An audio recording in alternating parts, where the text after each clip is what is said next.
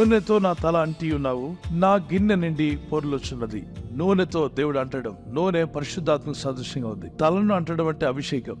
పరిశుద్ధాత్మతో నా జీవితాన్ని దర్శించినప్పుడు నా గిన్నె నిండి పొంగి పొర్లుచున్నది. పొంగడం, పొరలడం ఎప్పుడు చూస్తాం అనేది? ఇల్లు మారినప్పుడు పాలు పొంగిస్తూ ఉంటారు. బిబ్లికల్ గా ఆ విధంగా చేయమని లేదు, కానీ మన వాళ్ళు, ప్రభు నమ్మిన వాళ్ళు కూడా ప్రార్థన చేసి పాలు పొయ్యి మీద పెట్టి అది పొంగేదాకా ఉంచుతారు. ఈ పాలు పొంగుట అనేది ఒక అభివృద్ధి అని, అలాంటి దీవెనలు మాకు కావాలి, అలాంటి ఆశీర్వాదాలు మాకు కావాలి, మా ఇల్లు ఆ విధంగా జ్ఞానంతో, వివేకంతో, దేవుని కృపతో నింపబడాలని ప్రార్థన చేసుకోవడం తప్పేం కాదు. మరి ఇక్కడ గిన్నె నిండి పొంగి పొర్లుచున్నదని దావీదు అంటున్నాడు. ప్రతి విశ్వాసి, ప్రతి దాసుని యొక్క పరిచర్యలో, మీరు చేస్తున్న సేవా కార్యక్రమాల్లో మన హృదయము పరిశుద్ధాత్మతో పొంగి పొర్లే రోజు వచ్చునుగాక. ఆమేన్. గిన్నె అన్నప్పుడు 3 విషయాలు తీసుకోవచ్చు. ఒకటి మీ ఆత్మ. ఎందుకంటే నా ఆత్మను నీ సన్నిధిలో కుమ్మరించుకొనుచున్నాను అని చెప్పింది ఎవరు? హన్న. ఆత్మను కుమ్మరించుకోవడం అంటే ఏంటి? ఒక బకెట్లో నీళ్ళు కుమ్మరించారంటే నమ్మొచ్చు. ఆత్మ ఒక పాత్రలో ఉన్నట్టుగా ఉందా? అవును, బాడీ అనే పాత్రలో ఉంది. దీనిని మన దేవునిలో కుమ్మరించాలి. రెండవది మన హృదయం. ఆ సంతోషంతో పొంగి పొర్లే అనుభవం ఆత్మదేవుడు మనకిస్తాడు. మన హృదయంలో దేవుని సమాధానం పొంగి పొర్లాలి, దేవుని ప్రేమ పొంగి పొర్లాలి. ప్రభుని నమ్ముకున్న మనమంతా పరిశుద్ధాత్మ అనుభవంతో పొంగి పొర్లే కృప దేవుడు మీకు ఇచ్చునుగాక. ప్రభు అన్నాడు, ఒకని హృదయం నింపబడిన దాన్ని బట్టి వారి నోరు మాట్లాడిందని. మత్తయి సువార్త 12:35 నుండి 37 వరకు. అంటే మనం ఏం నింపబడ్డామో మన హృదయంలో, మన నోరు అదే పలుకుతుందట.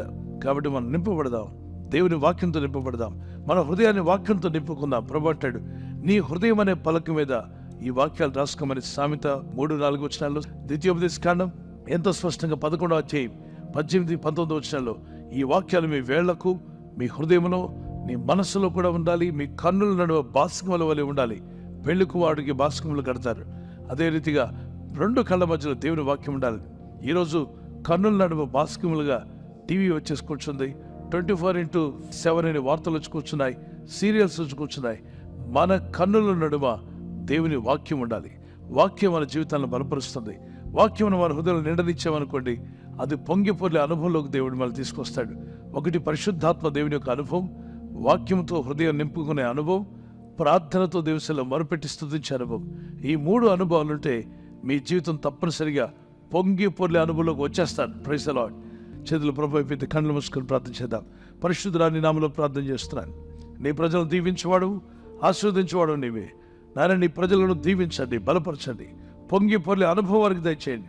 Lord, help every child of God, every one of us to have a overflowing experience in our lives Father. ప్రభు, మేము ఇంతటితో ఆగిపోకుండా నిరంతరం ప్రార్థించేవారుగా ప్రార్థనాత్మనివ్వండి.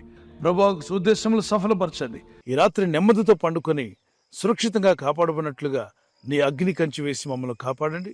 మీ చిత్తములో కొనసాగే కృప అందరికీ దయచేయమని యేసుక్రీస్తు ప్రశస్త నామములో వీరందరికీ చక్కని నిద్ర దయచేసి తెల్లవారు లేచి కృపను మాకిమ్మని క్రీస్తు యేసు నామములో అడిగి వేడుకుంటున్నామా పరలోకపు తండ్రి.